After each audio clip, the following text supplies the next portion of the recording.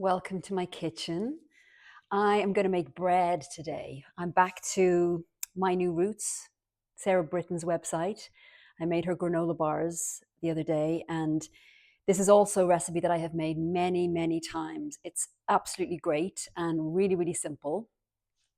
To get started, all you do is really get a whole load of dry ingredients and a load of wet ingredients, mix them together, bake them. It's as simple as that. So I'm going to start with 1 cup of sunflower seeds. It's full of seeds and nuts and all the good stuff. So that's the first thing. Secondly, we have 1.5 cups of rolled oats. My favorite brand of rolled oats again. Next, we have 1/2 cup of flax seeds. Excuse me. Okay, I've got my lovely little measuring bowls. 1/2 cup of these. And 1/2 cup of hazelnuts or almonds. And because I have almonds, I'm going to use almonds. Again, 1/2 cup. Okay. 2 more dry ingredients. We've got 2 tablespoons of chia seeds.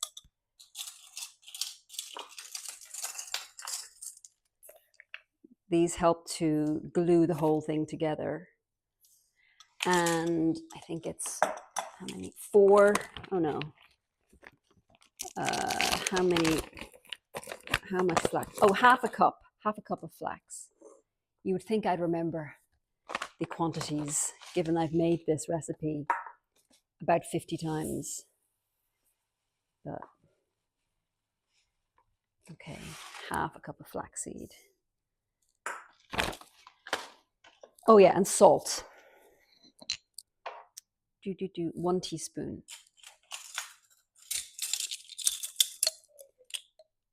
Of Himalayan salt. Okay, these get mixed together. And now we have some wet ingredients. Okay, let me see. I'm going to start with water. Actually, no, I'm going to start with ghee. You can also use coconut oil, but because I've made my own beautiful ghee, I'm going to use that. And it is 3 tablespoons. This bread is, so I have been trying to eat what my body wants, what feels good to me. And bread is a real comfort food for me. Bread and butter. But white flour is not making me feel great.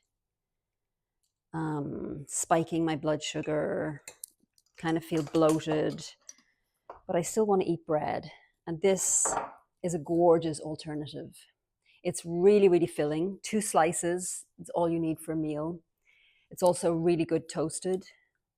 Okay, so we've got ghee, we've got 1 tablespoon of maple syrup. Goes in there too. And 1.5 cups of water. And they all get melted together. I feel like I've forgotten something. No. Okay. And you don't, I mean, if your ghee is already liquid, then you don't need to heat anything up, but just make sure that they're all mixed together. And then, very simply, this gets added into the dry ingredients. And it all just gets mixed together like this. You can substitute the almonds for other nuts. I've also substituted sunflower seeds for pumpkin seeds. So you can play around with it. It's one of those ones. And it's similar in essence to the granola bars I made from her site as well. Just a load of wet, a load of dry mixed together and then hardened. So at this point, we put our mixture into a bread pan, and this will sit in the fridge for a minimum of 2 hours, but you can leave it overnight just to harden up before we bake. So we flatten it into the bread pan. I knew I forgot something very important. Okay. Psyllium husk. If you're not familiar with this stuff, it's also been called, I've heard it being called nature's Ozempic. I mean, you could, of course, just take Ozempic and save yourself all of this hassle. 4 tablespoons, by the way. But yeah, eating is nice, or at least I love eating. So yeah, mix the psyllium husk in with the dry ingredients, but I think we're fine. And now let's do a retake. With the psyllium husk in here and all the other ingredients, this, like, if you have problems with constipation, this should sort you out. I had a friend that I introduced this bread to, and he would just bring slices. When he was flying long haul, he would fly with some slices of this, and he said it, because sometimes flying long haul can disrupt one's bowel movements. And he said this would just sort him out. Okay, here we go. It's in the pan. You're going to just flatten it down.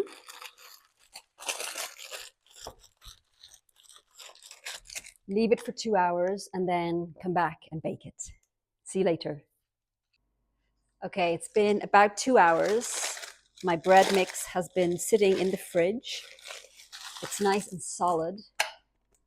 And it's going to go in the oven at 175 Celsius for 20 minutes to start with. Then I'll be back. Okay. Okay, it's out of the oven. It's been baking for 20 minutes. Now for the really complicated part. I'm just joking. All we do is, oh, hold on, you can't see it. Okay, we lift it out and then we turn it upside down. And we bake upside down out of the dish on the rack for a further 30 to 40 minutes. Okay. Okay, best bit. Bread is now out of the oven. Smells lovely. Sounds hollow enough, I think. The golden rule here is that you don't cut into it until it's fully cool. Otherwise, it all falls to pieces. And I have put that to the test and can say that, yes, it's true. But I'm going to just break off a little bit because I may have slightly under baked it. Maybe another 5 minutes would have worked. But I'm just going to taste a little bit with some Kerrygold, obviously. And we'll give you the verdict in a second.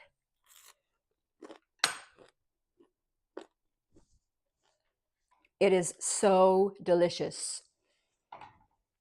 What can I say? Make it.